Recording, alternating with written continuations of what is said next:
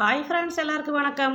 இன்றைக்கி நம்ம Ruby sweetie சமையலில் நம்ம என்ன செய்ய போகிறோம்னு பார்த்தீங்கன்னா, நல்ல ஒரு அருமையான டேஸ்ட்டில் மணக்க மட்டன் குழம்பு தான் இன்றைக்கி நம்ம செய்ய போகிறோம். அதுக்கடுத்து பார்த்தீங்கன்னா, இப்போ அடிக்கிற வெயிலுக்கு தயிர் சாதம் சாப்பிட்டா ரொம்ப சூப்பராக இருக்கும். அதனால் இன்றைக்கி நம்ம சாதம் வச்சு அதில் தயிர் சாதம் எப்படி செய்கிறது அப்படின்னு தான் இன்றைக்கி நம்ம பார்க்க போகிறோம். இன்றைக்கி காலையிலே சப்பாத்தி தொட்டு சாப்பிட்றதுக்கு சிக்கன் கிரேவி செஞ்சாச்சு. இப்போ செஞ்சிருக்க தயிர் சாதத்துக்கு கூட இந்த சிக்கன் கிரேவி வச்சு சாப்பிட போகிறோம். இப்போ வாங்க வீடியோக்குள்ள போய் தயிர் சாதமும் மட்டன் குழம்பு எப்படி வைக்கிறது பார்க்கலாம். ஃபர்ஸ்ட்டு நம்ம குக்கரில் சாதம் வச்சுக்கலாம். அதுக்கு நம்ம பச்சரிசி, பொன்னி அரிசி இந்த டம்ளரில் 1 டம்ளர் அளவுக்கு நான் எடுத்திருக்கேன். இந்த சாதத்துக்கு எந்த டம்ளரில் அரிசி எடுக்கிறோமோ அதே டம்ளரில் தான் தண்ணி அளந்து ஊற்றணும். இப்போ அந்த அரிசியை தண்ணியில் 5 நிமிஷம் ஊற வச்சுக்கலாம். இப்போ நம்ம இந்த டம்ளரில் தான் பச்சரிசி அளந்து தண்ணியில் போட்டிருக்கோம். இப்போ இதே டம்ளரில் நம்ம தண்ணி அளந்து ஊற்றிக்கலாம். நம்ம எடுத்துருக்கிறது பச்சரிசி. அந்த பச்சரிசி 1 டம்ளர் அரிசி எடுத்துருக்கோம். அந்த 1 டம்ளர் அரிசிக்கு 3 டம்ளர் அளவுக்கு தண்ணி ஊற்றணும். இப்போ இந்த சாப்பாட்டுக்கு 3 டம்ளர் அளவுக்கு தண்ணி ஊற்றியாச்சு. இப்போ நம்ம தண்ணியில் ஊற வச்சா பச்சரிசியை போட்டுக்கலாம். தண்ணியை வடித்து தண்ணி இல்லாமல் போட்டுக்கிறணும். இப்போ இந்த சாப்பாட்டுக்கு தேவையான அளவுக்கு கல் உப்பு போட்டுக்கலாம். இப்போ நம்ம குக்கர் மூடி வச்சிடலாம். இப்போ எங்கள் குக்கருக்கு இந்த சாப்பாடு வேகிறதுக்கு 3 விசில் விட்டால் கரெக்டாக இருக்கும். உங்கள் குக்கருக்கு எத்தனை விசில் விட்டால் சாப்பாடு வேகுமோ அத்தனை விசில் விட்டு நீங்கள் வேக வச்சுக்கோங்க. இப்போ ஸ்டவ் ஆன் பண்ணிக்கலாம். ஃப்ளேமை வந்து மீடியம் ஃப்ளேமில் வச்சே நான் வேக வைக்க போகிறேன். 3 விசில் வந்ததுக்கப்புறம் ஸ்டவ் ஆஃப் பண்ணிக்கலாம். 3 விசில் வந்து முடிஞ்சிருச்சு. ஏர் போனதுக்கப்புறம் குக்கர் மூடி ஓப்பன் பண்ணிக்கலாம். இப்போ நம்ம வைக்க போகிற மட்டன் குழம்புக்கு மசாலா பொருளெல்லாம் ஒரு 5 நிமிஷம் எண்ணெயிலே நல்லா வதக்கியாச்சு. இந்த கடாயில் மசாலா பொருட்கள்லாம் என்னென்ன போட்டுருக்கா அப்படின்னு இப்போ நான் உங்களுக்கு சொல்கிறேன். 10 சின்ன வெங்காயம், 5-6 வெள்ளைப்பூடு, 5-6 முந்திரி பருப்பு, ஒரு இனுக்கு கருவேப்பிலை, மிளகு 1/2 டீஸ்பூன், 1/4 டீஸ்பூன் சீரகம், 1/4 டீஸ்பூன் சோம்பு, இது கூடவே 2 தேங்காய் பத்தை பொடியாக கட் பண்ணி மிக்ஸி ஜாரில் சேர்த்துருக்கோம். இப்போ எண்ணெயில் வதக்கினா இந்த மசாலா பொருட்கள்லாம் நல்லா ஆறுனதுக்கப்புறம் மிக்ஸி ஜாரில் சேர்த்துருக்க தேங்காய் கூட இதையும் சேர்த்து தண்ணி ஊற்றி நல்லா நைஸாக அரைச்சிக்கலாம். மட்டன் குழம்பு செய்கிறதுக்கு ஸ்டவ் ஆன் பண்ணி ஃப்ளேமை மீடியம் ஃப்ளேம் வச்சு கடாய் அடுப்பில் வச்சுக்கலாம். நல்லெண்ணெய் 3 ஸ்பூன் அளவுக்கு விட்டு எண்ணெய் காஞ்சதுக்கப்புறம் இப்போ தாளிக்கிறதுக்கு நம்ம மசாலா பொருளெல்லாம் எடுத்து வச்சுருக்கோம். என்னென்ன எடுத்து வச்சுருக்கேன்னு பார்க்கலாம். கிராம்பு 2, 1/4 டீஸ்பூன் அளவுக்கு சோம்பு, 2 ஏலக்காய், 2 இதழ் அனாசிப்பூ, கல்பாசி கொஞ்சம், பிரியாணியில் 2. என்கிட்ட பட்டை இல்லை, அதனால் நான் பட்டை சேர்க்கல. பட்டை இருந்தால் ஒரு துண்டு சின்ன பட்டையை ஒரு பட்டை சேர்த்துக்கோங்க. எண்ணெய் காஞ்சதுக்கப்புறம் நம்ம எடுத்து வச்ச மசாலாலாம் போட்டு இப்போ இதெல்லாம் நல்லா பொரிஞ்சதுக்கப்புறம் இந்த மட்டன் குழம்புக்கு சின்ன வெங்காயம் சேர்த்து மட்டன் குழம்பு வச்சோம்னா இந்த மட்டன் குழம்பு சாப்பிட்றதுக்கு ரொம்ப ருசியாக இருக்கும். ஒரு 10 வெங்காயம் சின்ன வெங்காயம் எடுத்து பொடியாக கட் பண்ணி வச்சுருக்கேன். அது கூடவே கருவேப்பிலை 2 இனுக்கு கழுவி வச்சுருக்கேன். 2ஐயும் ஒன்றா சேர்த்து நல்லா வதக்கலாம். எண்ணெயில் போட்ட வெங்காயம் ஒரு 5 நிமிஷம் நல்லா வதக்கலாம். ஒரு 5 நிமிஷம் நல்லா வதக்கினதுக்கப்புறம் 1/4 டீஸ்பூன் அளவுக்கு இஞ்சி பூண்டு பேஸ்ட்டை போட்டு இதில் உள்ள பச்சை ஸ்மெல் போகிற வரைக்கும் வதக்கலாம்.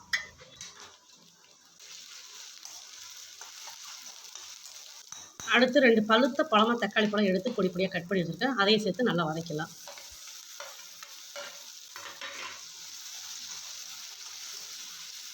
எண்ணெயில் போட்ட தக்காளி நல்லா வதங்கணும் அப்படின்றதுக்காண்டி இந்த ஸ்டேஜில் நம்ம இந்த குழம்புக்கு தேவையான அளவு உப்பு போட்டு வதக்கலாம். உப்பு இப்போ கொஞ்சமாக தான் போட்டிருக்கோம். பத்தலைன்னா கூட அப்புறமா நம்ம போட்டுக்கலாம். எண்ணெயில் போட்ட தக்காளி நல்லா இந்த அளவுக்கு வதங்கினதுக்கப்புறம் இந்த குழம்புக்கு தேவையான அளவு குழம்பு தூள் போட்டுக்கலாம். இந்த மட்டன் குழம்புக்கு உங்களுக்கு எந்த அளவுக்கு மிளகாத்தூள் காரம் தேவையோ அந்த அளவுக்கு நீங்கள் சேர்த்துக்கலாம். குழம்பு தூள் போட்டதுக்கப்புறம் 2 நிமிஷம் 3 நிமிஷம் நல்லா வதங்கினதுக்கப்புறம் நம்ம மிக்ஸி ஜாரில் அரைச்சி வச்சுருக்கோம். அந்த அரைச்ச விழுதை இது கூட சேர்த்துக்கலாம்.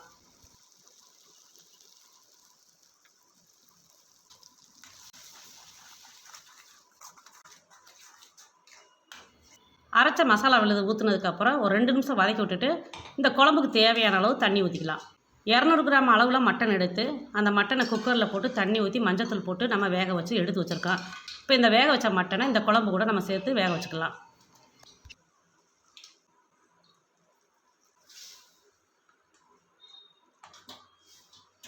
இந்த குழம்பு ஒரு மூடியை வச்சு நம்ம மூடி வச்சிடலாம். ஒரு 5 நிமிஷம் மீடியம் ஃப்ளேமில் வச்சு வேகட்டும்.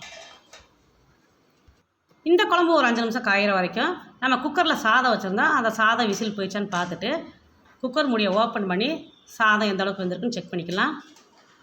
இப்போ பாருங்கள், சாதம் நல்லா பொழு சூப்பராக வெந்திருக்கு. நம்ம ஊற்றின அளவு தண்ணி அளவு கரெக்டாக இருக்குது.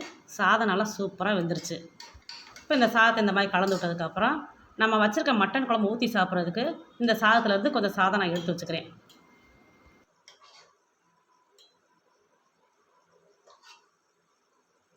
சாதம் வந்து நம்ம குழம்பு ஊற்றி சாப்பிட்றதுக்கு இந்த அளவுக்கு எடுத்து வச்சுருக்கோம். இதை எடுத்து தனியாக ஓரமாக வச்சுட்டு இப்போ இந்த தயிர் சாதத்துக்கு நம்ம தேவையான பொருளெல்லாம் சேர்த்துலாம். 1/4 டீஸ்பூன் அளவுக்கு சீரகம், ஒரு சின்ன இஞ்சி துண்டு எடுத்து பொடியாக கட் பண்ணி வச்சுருக்கேன். அதையும் இது கூட சேர்த்துக்கலாம். ஒரே ஒரு பச்சை மிளகா பொடியாக ரவுண்டாக கட் பண்ணி வச்சுருக்கேன். அதையும் சேர்த்துக்கலாம். ஒரு இனுக்கு கருவேப்பிலை கழுவி வச்சுருக்கேன். அதையும் போட்டுக்கலாம். கொத்தமல்லி இலையும் தண்ணியில் கழுவிட்டு பொடியாக கட் பண்ணி வச்சுருக்கேன். அதையும் சேர்த்துக்கலாம். இப்போ இந்த தயிர் சாதம் நல்ல ஒரு வாசனையாக இருக்கணும் அப்படின்றதுக்காண்டி கொஞ்சமாக பெருங்காயத்தூள் போட்டுக்கலாம். இந்த சாதம் வேகுறப்பயே கொஞ்சம் உப்பு போட்டோம், அதனால் இப்போ கொஞ்சமாக உப்பு போட்டுக்கலாம். இப்போ இந்த தயிர் சாதத்துக்கு தேவையான அளவு பால் ஊற்றிக்கலாம். நான் வந்து காய்ச்சாத பச்சை பால் தான் ஊற்றுறேன். பால் ஊற்றுனதுக்கப்புறம் இந்த சாதம் பார்த்திங்கன்னா நல்லா சூடாக தான் இருக்குது. இந்த கரண்டியை வச்சு நல்லா அழுத்தி சாதத்தை வந்து நல்லா நைஸாக கலந்து விட்டுக்கலாம். சாதம் சூடாக இருக்கப்போ நல்லா நைஸாக கலந்தோம்னா சாதம் வந்து நல்லா நைஸாகிடும். இந்த ஸ்டேஜில் நம்ம இந்த தயிர் சாதத்துக்கு தேவையான அளவு தயிர் கொஞ்சம் ஊற்றிக்கலாம். அடுத்து இந்த சாதம் நல்லா சூடாக இருந்தால் தான் பச்சைப்பால் ஊற்றணும். சாதம் நல்லா ஆறிடுச்சுன்னா நீங்கள் பால் வந்து காய்ச்சி தான் ஊற்றணும். இப்போ இந்த சாதத்துக்கு வந்து பால் அளவு பத்தாது, அதனால் இன்னும் கொஞ்சம் பால் ஊற்றிக்கலாம்.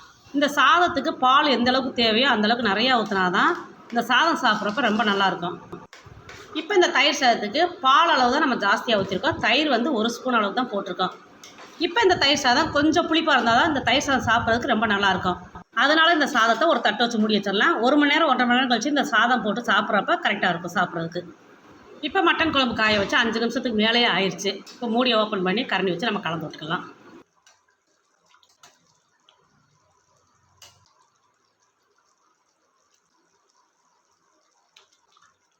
இன்றைக்கி நம்ம வச்ச மட்டன் குழம்பு சூப்பராக ரெடி ஆகிடுச்சு. இப்போ நம்ம ஸ்டவ்வை ஆஃப் பண்ணிக்கலாம். லாஸ்ட்டாக நம்ம இந்த குழம்புக்கு மல்லியில தூவி விட்டு குழம்பை வந்து நம்ம கலந்து விட்டுக்கலாம். இன்றைக்கி நம்ம ரூபி ஸ்வீட் சமையலாம் மணக்க மட்டன் குழம்பு எப்படி செஞ்சா அப்படின்றபடியே நீங்கள் கடைசி வரைக்கும் பார்த்துருப்பீங்க. கண்டிப்பாக நீங்களும் இதே மாதிரி மட்டன் குழம்பு உங்கள் வீட்டில் செஞ்சு சாப்பிட்டு பாருங்கள். இந்த மட்டன் குழம்பு சப்பாத்தி, பூரி, இட்லி, தோசை, சாதத்துக்குலாம் ஊற்றி சாப்பிட்டா ரொம்ப அருமையாக அட்டகாசமாக இருக்கும். அடுத்து நம்ம தயிர் சாதம் கலந்து வச்சுருக்கோம். அந்த தயிர் சாதம் எப்படி இருக்குன்னு பார்க்கலாம். இந்த தயிர் சாதத்துக்கு பால் அளவு நிறையா ஊற்றி தயிர் வந்து 1 ஸ்பூன் போட்டு தான் இந்த தயிர் சாதத்தை கலந்து வச்சு 1 மணி நேரம் கழித்து புளிச்சதுக்கப்புறம் நம்ம இந்த தயிர் சாதத்தை ஒரு தட்டில் போட்டு சாப்பிட போகிறோம். நல்ல ஒரு இதமான தயிர் சாதத்து கூட நல்ல ஒரு காரஞ்சாரமான சிக்கன் கிரேவி வச்சு சாப்பிட போகிறோம். மெயினாக இந்த தயிர் சாதத்து கூட நம்ம என்னெல்லாம் வச்சு சாப்பிட்டா சூப்பராக இருக்குன்னு பார்த்தீங்கன்னா, உருளைக்கிழங்க நல்ல ஒரு காரஞ்சாரமாக ஃப்ரை பண்ணி வச்சுக்கிட்டு இந்த தயிர் சாதத்து கூட வச்சு சாப்பிட்லாம். அதுக்கடுத்து கருவாடு தொக்கு, மட்டன் சுக்கா, சிக்கன் கிரேவி, ஊறுகாய், இதெல்லாம் சைடிஷாக நம்ம தயிர் சாதத்துக்கூட வச்சு சாப்பிட்டோம்னா இந்த தயிர் சாதம் சாப்பிட்றதுக்கு ரொம்ப அருமையாக அட்டகாசமாக இருக்கும். அவ்வளோதான் ஃப்ரெண்ட்ஸ், இந்த வீடியோ பிடிச்சிருந்தா லைக் பண்ணுங்கள், ஷேர் பண்ணுங்கள். இது வரைக்கும் நம்ம சேனலுக்கு சப்ஸ்கிரைப் பண்ணாமல் தான் சப்ஸ்கிரைப் பண்ணிக்கோங்க. மீண்டும் சந்திப்போம். நன்றி, வணக்கம்.